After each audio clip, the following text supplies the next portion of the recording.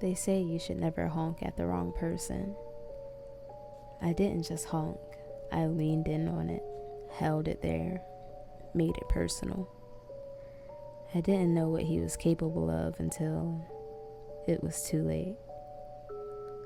It started on a Monday, one of those gray sky, too quiet mornings where even the birds seemed to be holding their breath. I was running late to work again. Coffee in one hand, phone in the other. My mind was anywhere but the road. That's when I saw it. A yellow SUV. It was an older model, a bit beat up, and he was just idling at the green light. No movement, no blinker, just sitting there blocking traffic. I gave a polite tap on my horn. Nothing, he didn't budge. 5 seconds passed, 10 seconds passed.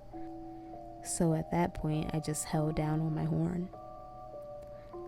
The SUV jolted slightly, as if he was waking up from a trance. Then slowly it pulled forward. No wave, no sorry, just silence. I drove around it shaking my head, didn't think much of it until later that day. At the grocery store after work, I noticed the SUV again.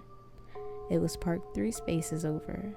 I thought, what a weird coincidence, but I just brushed it off until I went inside. Every aisle I turned down, there he was. A tall, broad-shouldered man in his 50s. Scruffy hair, faded jeans, blank stare. His cart was completely empty, and he was just watching me like he was waiting for something. When I turned sharply into the frozen foods aisle, I was trying to lose him, but he was already there. I tried to laugh it off. Maybe it wasn't the same guy. Maybe I was just being paranoid. But when I got to checkout, he stood 2 lanes down. Not buying anything, just watching me. I left my cart and walked out of the store. That night, on my way home, I noticed headlights behind me. They were close. Too close. I changed lanes and so did he. I turned right, he followed. Left again, still there. I finally pulled into a well-lit gas station. Then he kept driving off. My chest finally unclenched.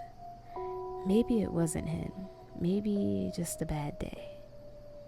Until I came out of the gas station and saw a business card tucked under my windshield wiper. It was written in plain white black text.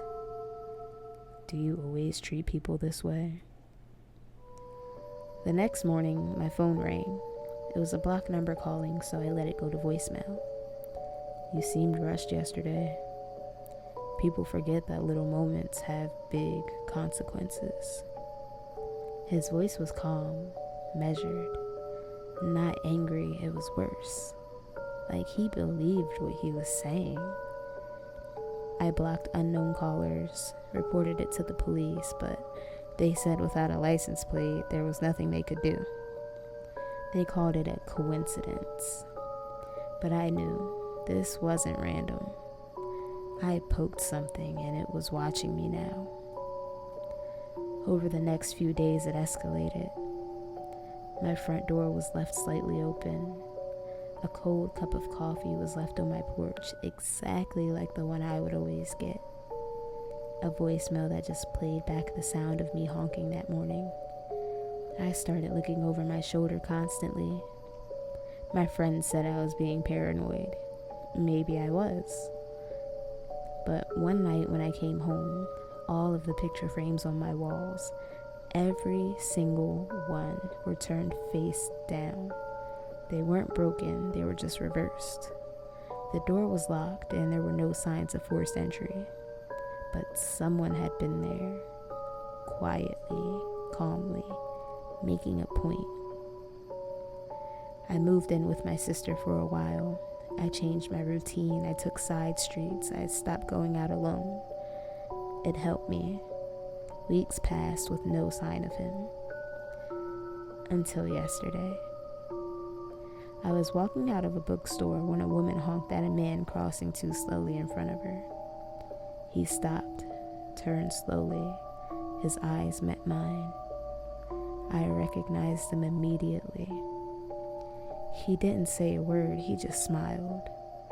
Then he looked at the woman behind the wheel, and he mouthed, "She doesn't know yet." That's when I realized this isn't about me anymore. It never really was. Sometimes all it takes is a honk to become a target. Sometimes all it takes is a honk to become a target. Not because someone's angry, but because they've been waiting for someone. Waiting for someone to notice them, and once they're noticed, they don't let go.